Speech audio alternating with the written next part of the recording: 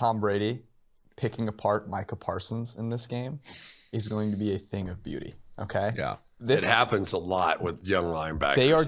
He's getting a lot of love. I tell you right now, Tom Brady is watching film going, I am going to fuck this guy up. Okay? So 51 might be the total for the Bucs in this one, to your point. Like, they could come out and stomp them.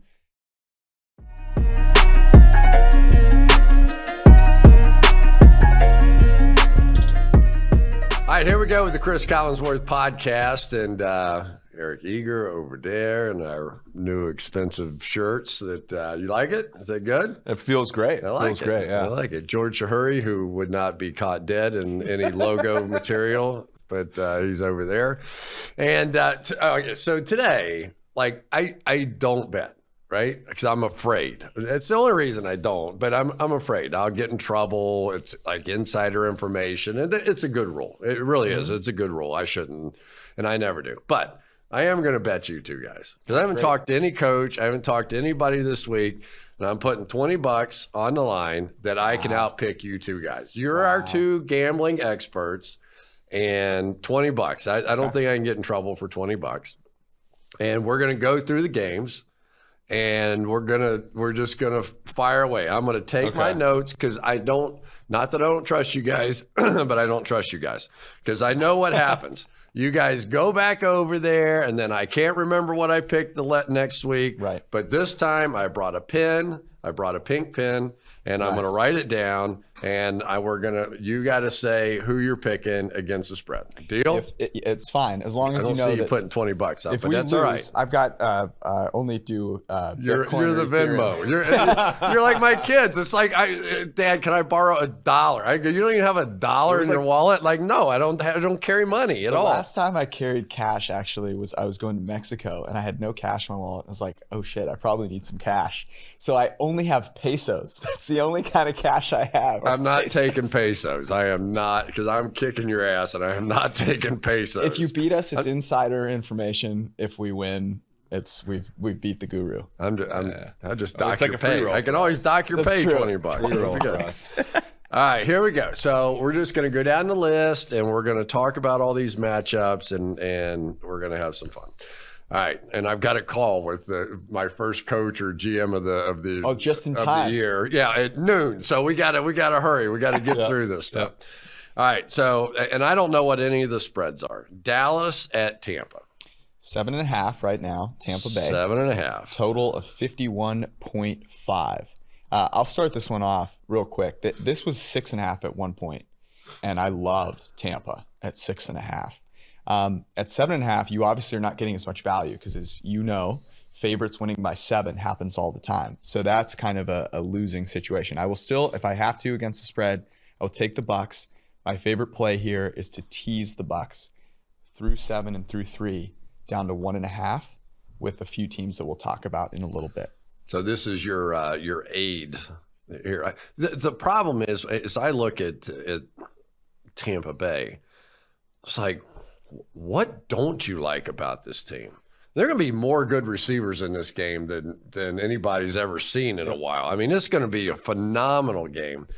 But how do you bet the uncertainty of Dak Prescott, right? I mean, here's a guy coming off of the broken ankle. He gets into camp, first day in pads. Now he's got the shoulder. He's not practicing. He's got a week of practice in the last year. Yeah. You know, so how do you bet that? I think you go under 51.5, right? So this total opened in the low 50s. 51 is a relatively, there's a key number where a lot of games will land on that number.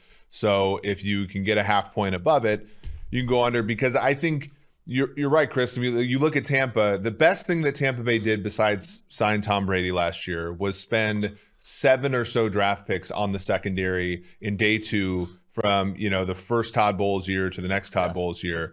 And, that when you look at Dallas, they're not empty of talent on the outside, but there are relatively few teams that can match them player for player. And I think Tampa Bay is one of those teams. And then when you look at the front four, not only do you have Pierre-Paul, you have Vea, you have Shaq Barrett, but you had, Joe Tryon in the draft. And so you're just like, to me, you're just overwhelming Dallas here. And I could see a game where it could be a barn burner, could be fun, but it could also be like 31-3 Tampa. And we're just like, we're grinding out Leonard Fournette runs for the last quarter and a half of the game, and this goes under. Can I just say real quick? Tom Brady picking apart Micah Parsons in this game is going to be a thing of beauty. Okay. Yeah. It happens a lot with young linebackers. He's getting a lot of love. I tell you right now, Tom Brady is watching film going, I am going to fuck this guy up. Okay. So 51 might be the total for the Bucs in this one, to your point. Like, they could come out and stomp them. I'll say just two other quick things. I think Tom Brady's being underrated by the public. He was our most valuable player last year, our second highest graded behind Aaron Rodgers, quarterback last year. People don't think he had as good of a year because of the interception totals. I would bet on that. I'd bet on him to win MVP. I'd bet on Joe Tryon to be Rookie of the Year. I'm going to just put some PFF numbers out there. Is that all right with you guys? Go for it, yeah. So the question's going to be new defense, new defensive coordinator, still questions in the secondary for Dallas, and the Bruce Arians-led offense with Tom Brady. Last year, their average depth of target, 9.7, second in the league. Their average time to throw, 2.4, fourth fastest in the league. That's unbelievable. Mm-hmm. How do you do that? How do you put that combination together? You're getting the ball down the field, no risk it, no biscuit, all that kind of stuff. And then still get the ball out of your hand that quickly. That is the most deadly of all combinations. And I thought it took them to mid-season last year for Brady to sort of make the conversion from what he was playing in New England all those years. And now with this group of receivers, I mean, Evans and Godwin and Antonio Brown, God only knows what O.J. Howard might do coming back this season. So Scotty Miller. It's a combination, though, right? It's a combination of Brady being an elite processor of information and the wide receivers, there being enough of them for at least one of them to be open early, right? And when you look at this team, you look at, like, every team dealt with issues last year. But the Bucs, they dealt with injuries to Godwin at times. They dealt with injuries to Antonio Brown. Antonio Brown doesn't play in the NFC title game. And, Scotty Miller catches a touchdown at the end of the half that, again, he's their fifth wide receiver, right? We're looking at other elite teams in the NFL and saying, can we find a third option? Tampa's got 5 or 6, right? So when Brady, they drafted Jalen Darden. He might be a third guy from Brady hits his back foot, somebody's open, right? And for a lot of quarterbacks, they might not be good enough at understanding the offense to distribute the ball that quickly, right? They might have to go 1-2, but he's seen it all at this point. As you said, it took them a little bit of time. But once he figured that out, like, it was, you look at the NFC title game, because that was the game that was the most contested, I think, for them in the playoffs. They were on third down? Like 7 for 10, 7 for 12. There was some outrageous number on third down. And to me, to answer your very first question, which is where could the Bucs fail? I think the Bucs could fail by not necessarily being strategic enough with early downs, right? Because last season we saw them run a lot on early downs to Fournette and Ronald Jones, and Brady bailed them out a lot. If you see any sort of regression from Brady due to age, which I don't think any of us expect, but happens to everybody, if you see early down running and a lot of third downs and Brady retreat just a little bit from where he was last year, that might be where the Bucs are weak. What if he's better? Giovanni Bernard, what if he's better? In the healthy knee, what if he's better? Let me flip it over because I want to go on to the next game. But Dak Prescott over the last 2 years, in 2019, yards per play, highest in the league, 6.4. 2020, with Prescott, got better, 6.5, second in the league. 2020, after the injury, drops to 4.7, last in the league. So you're talking about the same sort of impact at the quarterback position if he's right, if he's healthy, and if he's ready to go. I just don't know how you can do that without practice or a preseason game or something. I am long Dak Prescott for this season. In game 1 is maybe the only place I'd fade him potentially. But like MVP, these two guys, Brady and Prescott, when we come to the end of the year, could be the MVP favorites. They could be battling. That's absolutely possible. You're taking. So I thought we had to go against the spread. So I went Bucs. Spread. No over under crap. Okay. That's too much to keep. I'll take Tampa Bay laying the points. Tampa Bay. Okay. I'm not saying because I'm, Right, 'cause I'm you have to calling it call game. it But the I same. will tell you guys before I get Good. out of here. Okay. Jacksonville at Houston. Oh, baby. We We got got 20 minutes on this, right? we got the debut, the broadcast debut for Trevor Lawrence. So what happens? So it is. What's the spread?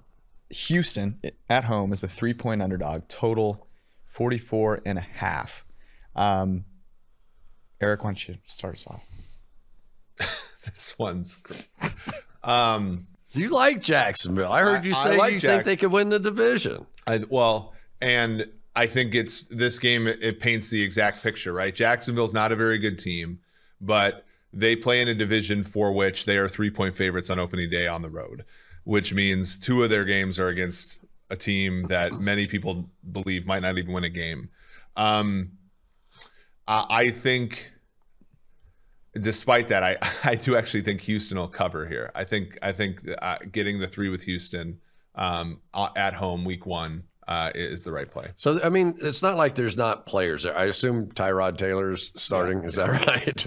I mean, who knows? Assumption. Davis Mills was not overly impressive, right? Yeah. It wasn't so good. They have good players on this team. Philip Lindsay comes over. I always liked him. He's a good looking player. I'll say this about Urban Meyer once again. I don't think he's ever had a losing season. In 17 years, something like that. And it wasn't like every year was with Ohio State. I mean, he had to work his way up the ladder. So clearly a guy that can do things. But, man, this Texans defense just was a struggle. It's just hard for me to see how Houston pieces the whole thing together and compete against Trevor Lawrence, who's supposed to be that generational talent on this one. But, you know, is he now? We saw he looked good against Dallas, so we know that. And also, at times, that offense looked horrible in the preseason. This is another one where literally no one has talked about the Texans in a positive light in like 18 calendar months. And the Jaguars have been, in the public eye, pumped up. Urban Meyer, Trevor Lawrence, like this is a spot play, in my opinion. Because if you look at these two teams on a neutral field, and you can see this on PFF.com and our power rankings tool, like there's a 4.5 point difference between these two teams. And I think that probably we get there at some point during the season. Right now, though, a lot of uncertainty week 1. We've seen teams. Jacksonville's a classic example. Last year, 8-point underdogs in week 1 at home. They win the one game they're going to win, right? Like even I remember this weirdly, but like even the one year that the Saints had Katrina, they won week 1 on the road, and barely won again the rest of the season. Like week 1's weird. It's hard for me. I like Jacksonville from a perspective of I think they can grow into this thing. Yeah. I think week 1 is tough. I will say you're taking Houston? I'm taking Houston +3. Yeah. I'm taking Houston +3, and I'll say this. I think both these defenses suck. 44.5. If you're looking for an extra bet, I would bet the over. We'd probably make the total about a point higher than that, which I think given what Cris said with the defenses being terrible, it's all right, I'm just taking Urban's track record. I don't know how he gets it done. I don't know. Thing with Urban, they have a quarterback and they have receivers, right? I mean, you take Marvin Jones, Laviska Shenault, DJ Chark. I mean, that's enough to get it done. The other thing with Jacksonville, I know that there have been a lot of sideshows, but Schottenheimer and Bevel are legitimate NFL coaches, like on the offensive side of the ball, and Bevel specifically oversaw Russell Wilson in his early time in Seattle. So they're not completely empty of ability on the coaching staff.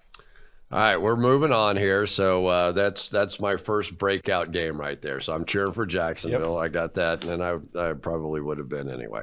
All right, we've got the Los Angeles Chargers at the Washington football team. Oh, yeah. Ryan Fitzpatrick, baby. Here we go. Let's see what we have. You've got Terry McLaurin.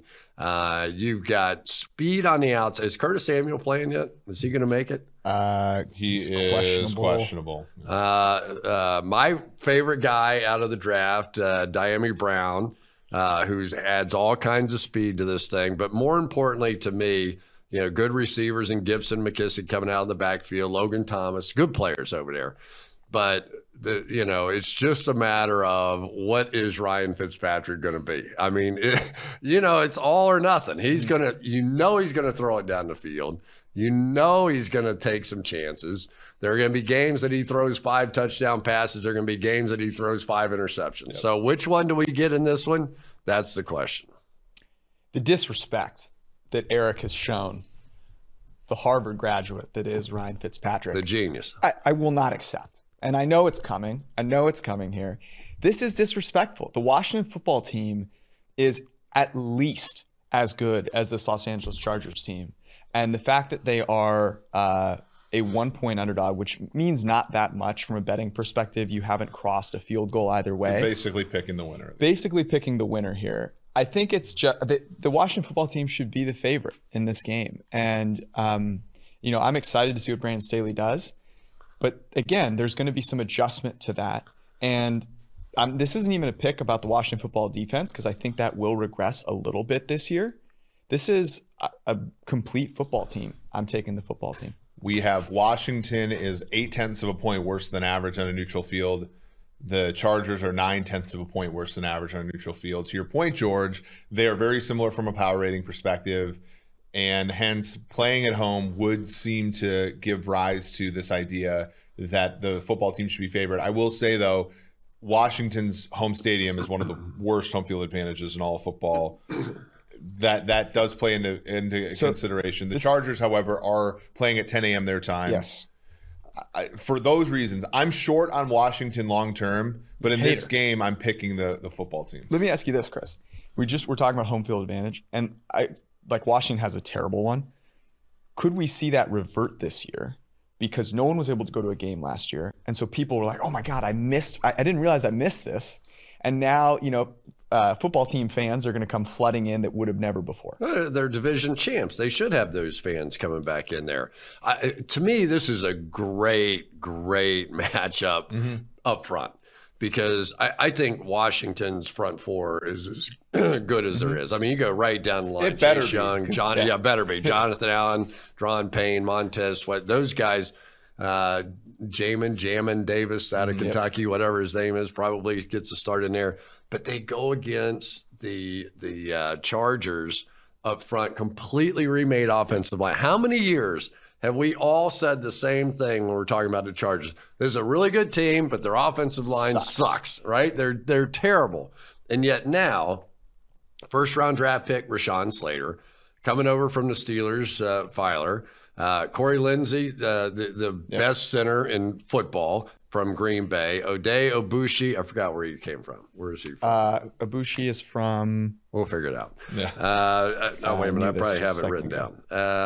From the Lions, and Brian Bulaga, who was there last year. Yeah. So completely remade up front. And they're going to have, obviously in the secondary, they get Derwin James back. They drafted Asante Samuel. I just think this team has a chance. Bosa is fantastic up front. If there's one team that I look at and I go, yeah, I know Kansas City's going to kill everybody in that division. I get it. But, everybody wants to say Justin Herbert, well, he's going to regress.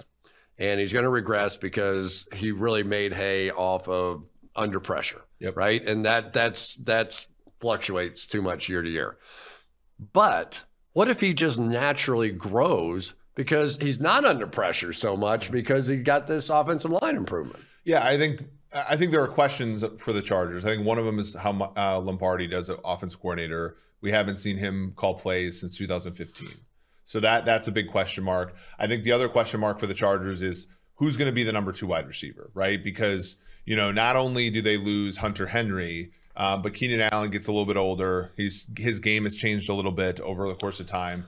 If Mike Williams can't be that guy, then I think their offense struggles quite a bit. And so there are questions there. But I will say, Jalen Guyton, though. Of these two teams, the Chargers are easily the most likely to win the Super Bowl, right? I think their averages are about the same. You look at their win totals in the betting market, 8.5, 9. But the sort of like ceiling for the Los Angeles Chargers is immense. Counterpoint, they play in the AFC and in a division that they're not going to win. The Washington football team could actually win their division Yeah, I just and plays in it, and then the conference sucks. But what I'm saying is you're hating on Ryan Fitzpatrick and Ron Rivera, and I won't stand for it. Yeah, I mean, look, I've never seen Ryan Fitzpatrick play in a playoff game, so what do I know, right? So like, if he gets a home playoff game, I literally have no data to go off of. So yeah, if he plays in a playoff game, I'm a little uncertain as how he'll do. All right, Washington.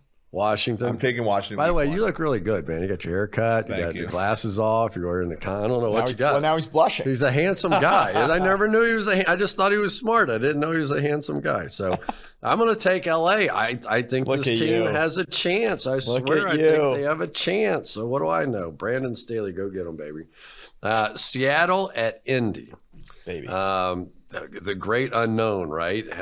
Carson Wentz apparently got activated, so we think we're going to see him. We don't know how ready he's going to be to play in this game. T.Y. Hilton out with the disc issue. Eric Fisher still not available. Sounds like you're making a case for the Jaguars to win the division. I mean, there's a lot here. Quentin Nelson, do we know whether or not he's going to play? And this is a lot for the Colts to overcome. There was a time when you could have bet, and perhaps a couple people at this desk did, the Seattle Seahawks +3 to win this game. The Seattle Seahawks are now a 2.5-point favorite. But you just listed a bunch of reasons why I will still take the Seahawks. The other reason is quite simply that Russell Wilson, even if Carson Wentz returns to some level of normalcy, Russell Wilson is a solid 4 to 5 points better for his team than Carson Wentz is for his team in consideration of the spread. Which you can find, by the way, pff.com/NFL Power Rankings, the difference that we would handicap Wilson versus Wentz. Yep. And you get it for 30% off. Kickoff 30 is your promo code. So this is a really interesting game because I really respect how the Colts go about their business. I think they go for the fourth downs. Sure. I think that they play. I was talking about this with Timo before this. They play defense that protects the weaknesses of their players. Like, I think they do a great job with what they have. I just don't know if the Colts have anything anymore. Mm-hmm. I don't know if they have the players anymore. And without Hilton, right? Without some of the offensive line. I mean, Wentz, like, he's been good when he had good offensive lines. He's been terrible when he had terrible offensive lines. Can Seattle capitalize on that? I don't know. This one, I'm not betting anymore, but if I had to, I would lay the points with Seattle. I don't know. I also would probably tease Indianapolis, knowing that the Seahawks never play a game outside of one score. Hey, my phone went off. It's his bookie. Drew Esikoff, our director. Hold on, Drew. I got to call you back. Put him on. I call you later. That's what I should do. He's the funniest guy in the world. Drew would actually. I mean, he's the greatest. Theirs might be not a funnier person with fewer words too. Hey, when you get to about November and you're in the middle of the Atlantic Ocean and there's no shore behind you and there's no shore in front of you, and you go, this football season's never going to end. He's the guy that gets you through there. All right. So here's what I think. I think the Colts are going to try to come out and run the football. Jonathan Taylor, he was fantastic at the end of the year. They still have that big, strong offensive line. Seattle's strength defensively really has been kind of stopping the run. That's what they've been able to do. And Jamal Adams is going to be living around the line of scrimmage. I guess a few questions about the secondary, whether they're going to be able to get that done. But it's also just like we were talking about earlier with the Dallas Cowboys and Dak. Okay, Carson Wentz is fine. He can play, but how sharp is he going to be? Yeah. To me, this is heavy lifting. I'm with you guys. I would end up taking Seattle here, too. There we go. I think I'm going to be in trouble because I'm picking a bunch of road teams. All right, here we go. The New York Jets at Carolina Panthers. This is oh, baby. This is exciting. Zach Wilson now. My man Tony Romo came down hard and said he's going to be a top 3 quarterback. I thought I was like giving him like full measure. I was comparing him to Aaron Rodgers. And so there were a bunch of newspaper articles written today, and Romo was in every headline, and I was like at the bottom of the thing. In fairness, Tony just saw his BYU highlight reel yesterday, so makes sense. Yeah. Oh, he did. I don't know. Maybe he did. So That's my guess. What's the spread on this? This number started at 4.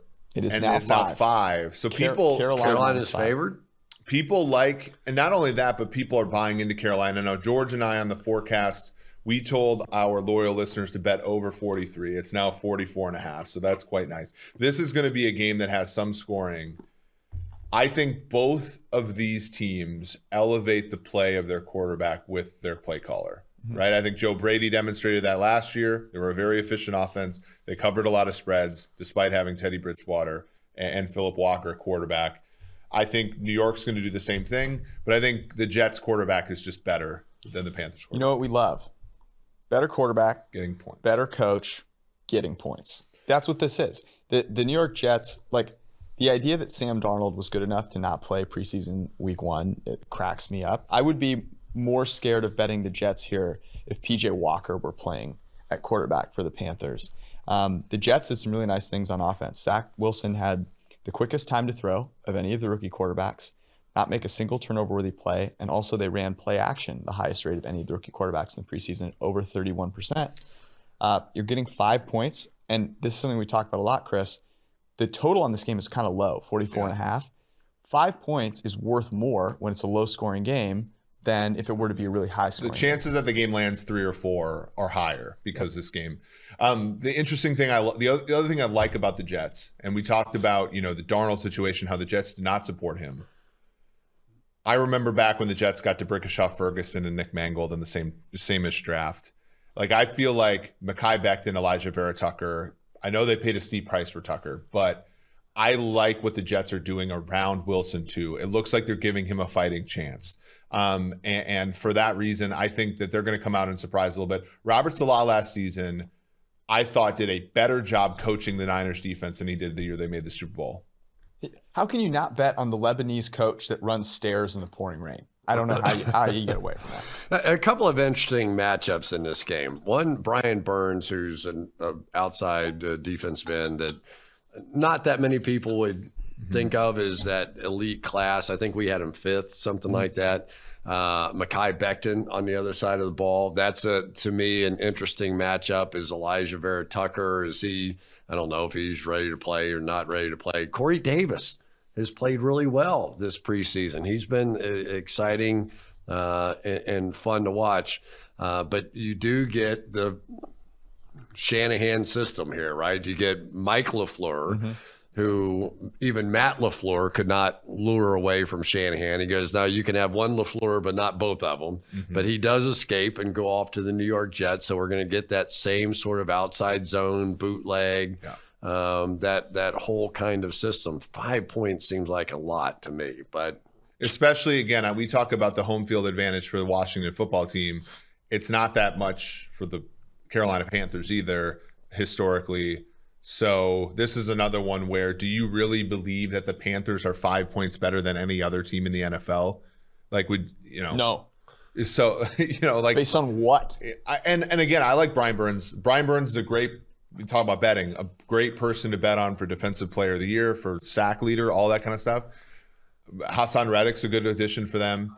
Oh, wow. I think that there are some good things going on in Carolina, but I think they're outclassed a little bit here by the Jets. But they do get McCaffrey back, so, and Darnold is going to wear him out, and they've got Robbie Anderson, DJ Moore. They've got players. It does worry me that the Jets lost Carl Lawson, who was going to be their pass rusher. All right, we're all on the Jets. Is that right? Jets. All right, that can't be anything but good news for them. I'm with Tony Romo, baby. Let's go. All right. Minnesota at the beloved Cincinnati Bengals. And here we go. Joe Burrow to Jamar Chase. And Jamar Chase, though, what up? Are you worried about? Because we haven't talked about this. He's been targeted 5 times. He's dropped 4 of those 5 targets. Yes. I dropped the first pass ever thrown to me in the NFL. So, and it was from me to you. That's about how far away it was. So, yeah, I'm sure there's a lot of pressure on him. Another great receiver that wore number 80, Jerry Rice also dropped like a ton of balls his rookie year. Like this is not something that happens. This is not something that doesn't happen very often, right? Like hands are an issue. Amari Cooper had hands issues early on in Oakland as well. I think he'll get over it, but it is concerning, right? And it is concerning given that Burrow is not exactly like the biggest play. This offense is going to have to be efficient because Burrow's arm is not necessarily the most explosive, right? So they're going to have to get 7-yard completions, and if their guys drop balls, then that obviously doesn't play into it. What are we thinking about Danielle Hunter going against his old teammate Riley Reiff here? I mean, right now for me I go, okay, Danielle Hunter's back. This is a different defense already. Mm-hmm. I personally think Patrick Peterson is going to really help this secondary. A, as a player, but B, as a coach. Harrison Smith just got paid, a great player on the back end there. I just think that a presence, and if you've never met Patrick Peterson, he's just this dynamo, He and Larry Fitzgerald, you didn't have to talk to anybody else. When you got to Arizona, I do think that that's going to be a big upgrade. I'm hoping Joe Burrow immediately looks like he's not flinching at all. I just can't imagine that. I haven't seen many quarterbacks come back this quickly and not be nervous in the pocket. I'm just, God bless him. He played 3 plays the other day, but there is almost no way the human mind cannot react to all that action going on around your knees and not have your brain react in some way. Here's the thing. This is the one pick that our model likes that I hate. I cannot stand the over in this game. I think the Bengals are going to be rusty, as you said, Chris. I think the Vikings offense is going to be rusty. I mean, you have not seen Jefferson practice for a month. Adam Thielen was banged up in a preseason action. Christian Darrisaw was their first-round pick. He's not playing, right? They were going with Rashad Hill at left tackle. On the interior of the offensive line, they're going with the backup at right guard. The guy they drafted, Wyatt Davis, is not ready yet. Kirk Cousins does not look good in practice, does not look good in the preseason. I think Minnesota should be favored in this game for sure, but I see it as more of like a 17-13, 16-14 type game. What is the spread? 3. So Minnesota's favored by a field goal, and I think it's a mucky game, and so I'd take Cincinnati just by virtue of that. I think it's a close game. I think it's an under game. I think it's and I think both teams look bad in this game. There's Michael Pierce, Dalvin Tomlinson inside, and it feels like a Joe Mixon game to me for Cincinnati. That's what it feels like. Yep. And then play action T. Higgins, all the guys start getting involved at that point. But so who are you taking? I am going to take the Bengals purely out of fading that the preseason matters a ton. I thought that the Bengals preseason was kind of a joke. Like they put Joe Burrow out there for 3 snaps. And that was none of it really made sense to me. And I don't know, man. One more. I'm not going to overreact to a guy who got 5 targets from a quarterback that's not going to be his quarterback and dropped a bunch of them. One more point for the Bengals long term, I think, which I think we have to consider. I think they have a sneaky good secondary now. I like Jesse Bates. I like Ricardo Allen. I like Chidobe Awuzie. I like Mike Hilton. I like Von Bell. Like Eli Apple, Trey Waynes, like they've done a decent job. None of those guys, other than Bates, is an amazing player. But I think if you roll the ball out, 5 of those guys are going to be okay. And against a passing offense that has some good players, I think that'll matter in this game more than it otherwise would. And you look at the defensive front, Hendrickson, now, was he as good as Lawson? No, but he's a good player. Hubbard's a fine player. And then Ogunjobi and Reeder are good players on the inside. Like, I think the defense might not be a complete disaster the way it has been over the past 3 quarters. I'm with you. Who are you taking? Bengals. Let's go. Wow. The hometown Bengals. Wow. Look at that. Wow, you're going against your boys. I can't. I got to do Minnesota. That's just too heavy a lifting to me for Joe Burrow in this in this first Chris one. is the road warrior. I am the road warrior. All right, here we go. Arizona at Tennessee. Is Tennessee going to live up to the hype, man? AFC is unbelievable this year. I mean, off the top of your head, you can name 7 or 8 teams, and you only get to go 7 into the playoffs. What do you think? This one's tough. What's the for me. spread? So it's Tennessee at home, favored by 3. Total of 52. These teams are very similarly power ranked. Once again, we have Tennessee at 12 and Arizona at 16. I think that's pretty spot on. I think where I would delineate here is I don't have a ton of faith in Cliff Kingsbury based on what we've seen. Their offense has not been creative, and I'm not sure. I kind of want them to prove it to me. That said, the Titans have so many offensive question marks without Arthur Smith there. So it's a little bit of like, who do I trust more, Kyler or Ryan Tannehill? Yeah, but look at the weapons. You got A.J. Brown, Derrick Henry, Julio Jones. Right. I mean, that's a who's who of the National Football League right there. And I think that's why at 3, like, I think I have to go Tennessee -3 here. We're agreeing on literally everything, but I guess, like, to me, the one thing, this is where Derrick Henry has an impact, right? Which is, if you outclass a team, Derrick Henry just pushes that edge down, right? And Tennessee's approach this year is going to have to be that, right? Where that division has Houston, Jacksonville, Indianapolis, 3 teams that might not even be close to 500 teams. And Arizona here, they lose Patrick Peterson, as you said. Malcolm Butler just retired. He was the guy who was supposed to replace him. That secondary is thin. And both of these teams are bad on defense, for one. I think that the Tennessee, if Todd Downing can come 70% of the way where Arthur Smith is in this particular game, I think Henry's going to be able to, like, sort of play keep away and sort of enlarge the lead in a way that, in some games against great teams, he's just not able to. A.J. Green, are we believing in that at all? It sounds like he's playing well. Like, the people we talked to on their team, they said he looks good. They get Rodney Hudson on this team. Rondell Moore is a great player too. Rondell Moore, if Rondell Moore is anything like what he was his freshman year at Purdue, he was stunning. He's amazing. I mean, he didn't maintain that, but man, his freshman year, he was unbelievable. All right, so who are you taking? I'm going Tennessee -3. Yeah, same.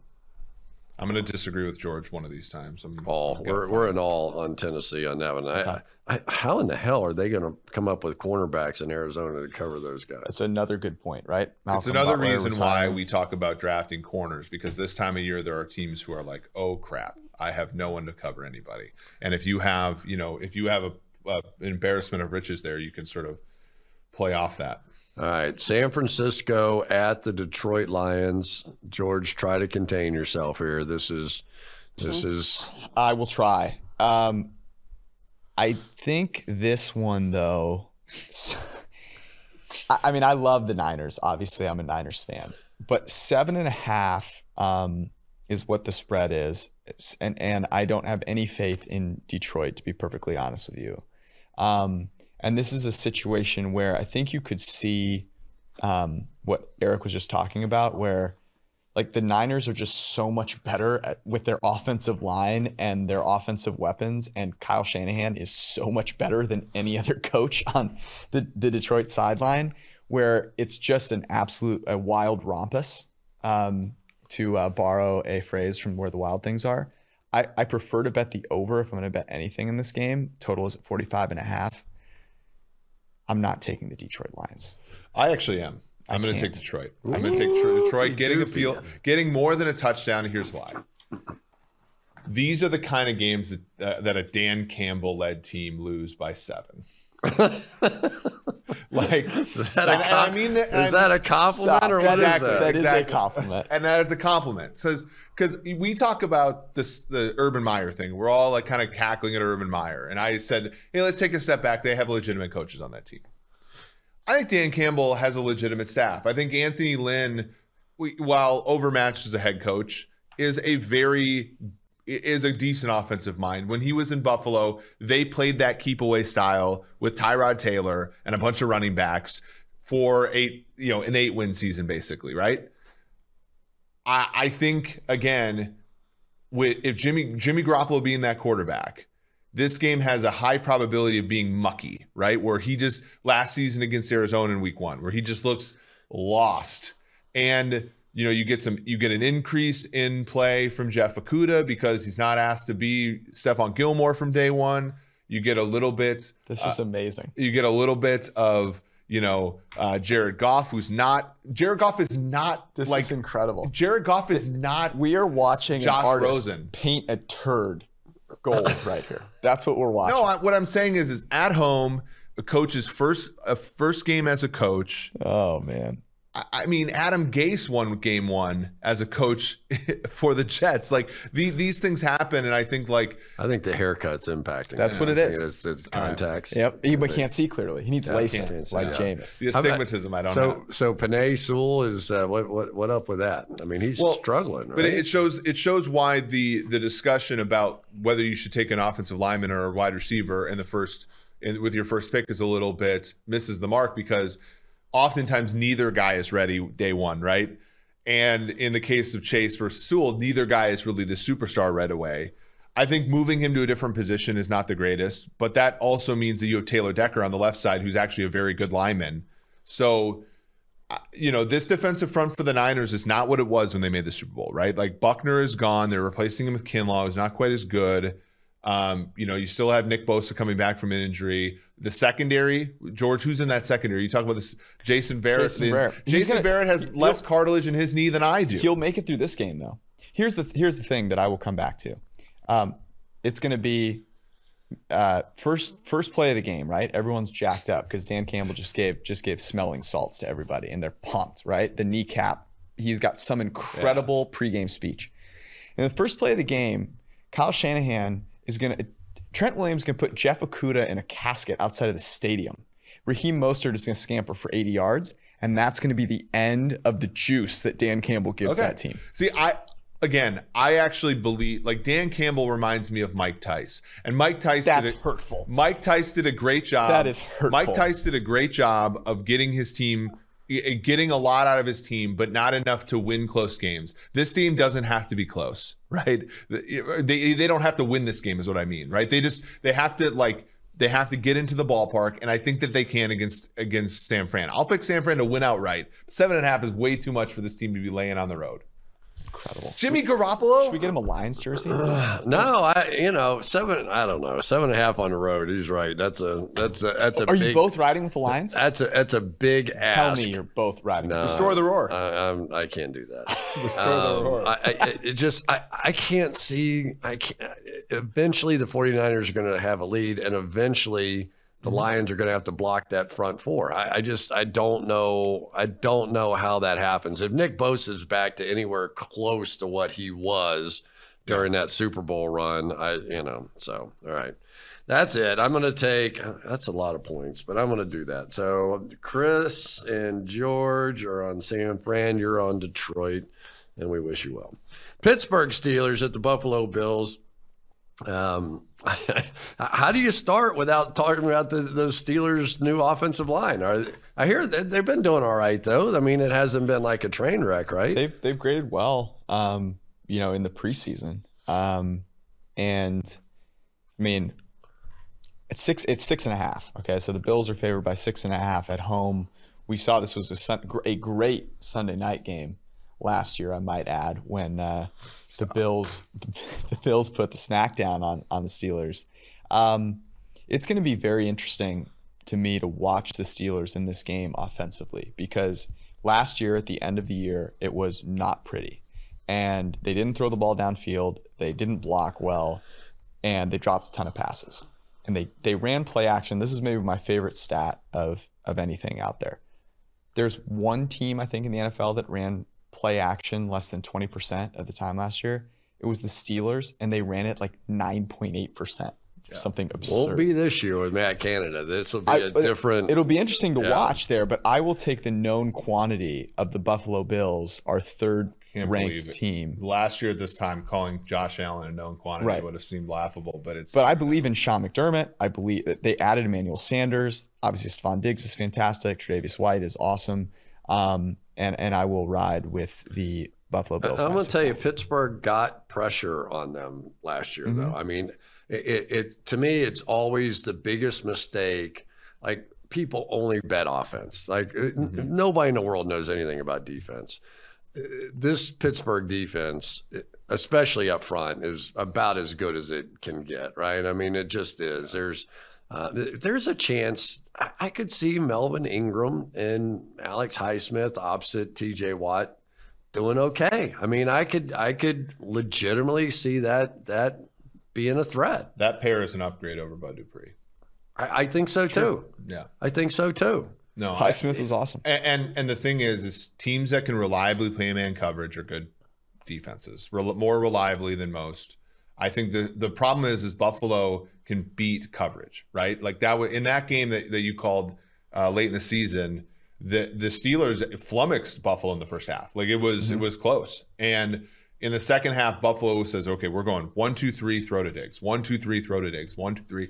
And Diggs can reliably get open. And I think long term you have to be a little worried because you don't know if Sanders, Beasley, Davis, and Marquez Stevenson, who is a great draft pick in my opinion, are going to be reliable. But the reason that Diggs can get that open is that there are other receivers on that team that command coverage. And so, and to me, Buffalo figured that out in the second half of that game. It was just like, we're going to single you up, and no matter how good your corners are, and Steelers have good corners, no matter how good your corners are, Diggs can reliably beat them. And I think that's why I take Buffalo here.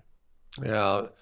Beasley could end up being a factor in this thing too, just from the standpoint, just get the ball out of your hand. Just Josh Allen just can't take the sacks, you know, and that's how you get beat when you play Pittsburgh. So what was the spread on this one again? 6.5. Total 48.5. Okay. All right. Who are you taking? I'm going to go Buffalo. Josh Allen, 90.3 PFF grade. Ben Roethlisberger, 69 PFF grade last year. Buffalo. Wow. I'm going to take Pittsburgh. I knew that was coming. I just have I didn't think they played it the right way last year. I just didn't. I wasn't a believer in the quick throws and Ben and no play action and Ben sitting in the shotgun and it was like it was too easy to defend. People knew exactly what they were going to do. And I think Ben is probably a little Aaron Rodgers pissed off coming into this season, taking all the crap from you. You've inspired him in an Aaron Rodgers kind of way. That's why I've bet on Ben to win the MVP. They fell. Quit sucking up. They fell 5 out of their last 6. Got blown out by the Browns. But I'll say down by 3 scores in Indianapolis. The Indianapolis game they actually won, which is interesting. But they also got completely screwed by COVID last year. I mean, they just did. Every time. I mean, they had their schedule adjusted and midweek games and all the stupid stuff that could happen during COVID. They didn't have a bye. They basically did not have a bye, and I thought by the end of the year that showed up. And people. Tampa, by the way, had a bye in like week 12. Right, you look Chiefs in the year before had a bye in week like 11 or 12. The bye matters, and the fact that the Steelers didn't have one, Chris, you're right, is a good reason why. I think Pittsburgh has a chance to really surprise early this year. They have the coach that takes teams that shouldn't be very good and makes them 9-7, 10-6 type teams. So. That's certainly not trivial. All right. Philadelphia at the Hotlanta Falcons. We finally get to see Arthur Smith's offense. They have shown nothing. I mean, we did that preseason game the other night. I was like, oh, my God, what are we going to talk about? They are just running the same plays over and over and over again. Kyle Pitts, though, looks legit. But now we see Matt Ryan for the first time this year too. So what do you think? Philadelphia, can they overcome Atlanta in Atlanta? 3.5 is the spread on this game. I am betting on Arthur Smith. I'm going to bet on Arthur Smith, Matt Ryan. What Arthur Smith did in Tennessee was remarkable. that offense was absolutely amazing. Off play action, no team averaged more yards per pass play than the Tennessee Titans. And I believe that the Falcons can do that this year. The Eagles, on the other hand, I need to see it before I believe it from Nick Sirianni. Give me the Falcons -3.5. -3.5. All right. I think the Eagles have a legitimate chance of having the worst record in the entire NFL. And I think it starts against the Falcons. So give me Atlanta -3.5. Welcome to the Thunderdome, the sweat den. You want to not work out, but also get a workout during the NFL season? Bet the Atlanta Falcons every week. I know they've been killing you guys for a long time, haven't they? That's how Eric lost 30 pounds over the season last year. I got to take Atlanta too. I think Arthur Smith's a good coach. I think he's a hidden smart guy who doesn't talk about it, but he has all the right philosophies and he does the right things. And I know that they had a hellacious scrimmage against Miami, in which Matt Ryan saw every blitz, saw everything. So that was the reason they really decided not to go into that last preseason game and play their guys, because they saw it. They saw what they needed to see. So I think they're ready. I'm going to take them as well. I'm going to take a brief timeout here. I have to go call a general manager, and we will finish this up. And if I can't finish it up, you guys will finish it up. Yeah. Okay. All right. Quick timeout. All right, let's go to our final game here, and that would be the Sunday night thriller between the Chicago Bears and the LA Rams. These teams play a lot. Yeah. I think they played every year the last 3 years. And right? like on Sunday night a lot, ugly games. It's sort of like the curse of being like the second place team in your division all the time, right? Like Rams 7.5-point favorites at home. Matt Stafford, Andy Dalton, as we all hoped. Total 44.5. All right, let's get into this a little bit. Matthew Stafford comes over. So I'm watching all this tape on Stafford, and I went from being sort of lukewarm on the deal, like, okay, I get it. I know why they were doing it. But Stafford, and in defense of Jared Goff, I bet you if they had a contest, who could throw the ball the farthest, it would be pretty easy. I mean, pretty even. I'm not kidding you. Like, I really was convinced that Stafford would probably outthrow him by 10 yards. But when you watch Goff, he made a couple of 60-yard throws, and that's about what Stafford would do on the high end of some plays. The difference was that there were, I want to say there were 35 grades of 1.0 or higher for Stafford. There were 13 for Goff. So those throws that he would make, where he would move around the pocket and throw a 45-yard laser, like inside skinny post, I'm like, who does that? Yeah. I mean, he probably made 5 of them during the course of the season. I just think that you're going to get a guy who knows a little more about the league. You're not going to see a coaching staff trying to time out the 15-second clock to give him that last second adjustment, right? Stafford's got it. He's a little bit more in the escapability kind of thing. And Deshaun Jackson, apparently in practice, it just keeps getting behind people. So I don't know that he'll be a featured part of this offense, but when he walks on the field, I think he's going to create a lot of space out there for Robert Woods and Cooper Kupp. Yeah. Look, the big difference was what you just hit on. The big-time throws, those highly graded throws, Jared Goff just did not make a lot of them, despite the fact that Sean McVay, by all accounts, schemed a lot of them, in the middle, intermediate areas of the field, and he just didn't throw them. Whereas that's what Matthew Stafford has done. For that reason, I actually think my favorite play in this game would be over 44.5. I have this really hard time betting on Andy freaking Dalton in prime time. Did he change his middle name? Yeah, he did. It's freaking now. Yeah. But 7.5 is just too many points. So I'm going to close my eyes, hold my nose, and take the Chicago Bears. There you go. All right. But here's the thing: that defense is too top heavy. We saw Chris says, we don't bet enough on defense. I think sometimes it's because of teams like the Rams, right? Where last season they're the best defense in football. They have the best player in football that plays for the defense. They have a top 10 player in football that also plays for their defense. And we forget the fact that the rest of the defense is pretty average as far as players. And you go from Staley to Raheem Morris, who I think is a good defensive coordinator in the league, but not anything, not a plus guy, right? I think all of those things make us a little bit more worried about the Rams than we should be. And we look at the Chicago Bears. I don't think the Chicago Bears are going to be good with Dalton, but I don't know if they're this far away from the Rams. So you're taking Chicago. I'm taking Chicago. I'm going to hold my nose. All right. All right. I'll tell you guys in a minute what I'm taking. But I'll say this. After watching the tape of last year's game, two of the best defensive players in all of football in this game, right? Khalil Mack, Aaron Donald. But the Rams avoided Khalil Mack. If he's on the right side, they're running outside zone away or bootleg, like the run's coming towards him and bootleg away. They left him out of this game as much as humanly possible when they beat him last year. And it was 24-3. Yeah. It was Rams. It was a blowout. They got a defensive touchdown. The Bears never did score an offensive touchdown in that game. But they missed about 3 big plays that could have hit.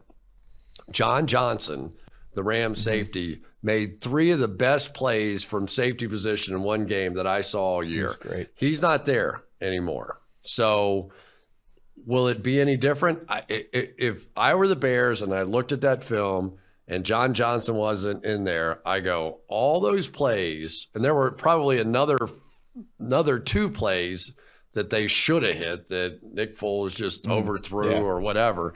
But I just think if the Bears win the game, it's because they hit 2 to 3 big plays in this one, and they could. Because the Rams defense, at least the way they played it last year, they're going to sit at the top of those routes. They're counting on Aaron Donald and company to get there. So if you're willing to do it and keep, you may go 3 straight drives and never hit one, but you may go the next 3 drives and hit all of them. That's how they win. Let me just say this. If Justin Fields were playing in this game, the Bears plus 7.5 might be my favorite bet of the entire week. Without him, I'm like terrified, to bet this game. And I think I just have to say, I think it's an absolute travesty that Justin Fields isn't playing in this game. I think it's just ridiculous.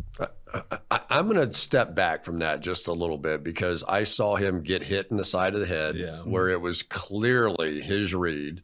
They slid the whole line. That was his guy. He never even considered that the defensive end or outside linebacker, whoever it was going to be blitzing. There was another time that he was looking to the number 1 receiver. The minute he wasn't there, he dropped his eyes and started scrambling and running, where number 2 was wide open. There wasn't anybody within 10 yards of either side of him. I just don't know that, sometimes young stud quarterbacks who have the kind of run skills that he has, it takes, like we used to joke, it takes their first knee injury before they figure out how to play quarterback. I think he's going to get there. I really do. I think he's a phenomenal talent. I love his makeup. When I hear him interviewed, I go, I love this guy, man. He's just intense, like Joe Burrow almost a little bit, the way he came in here. So I think he'll get there, but I don't disagree with the Andy Dalton decision. And this one, put Fields out there against Donald and those guys, I would be concerned. Well, you'll be concerned when Andy Dalton is playing quarterback too. That might be the other point.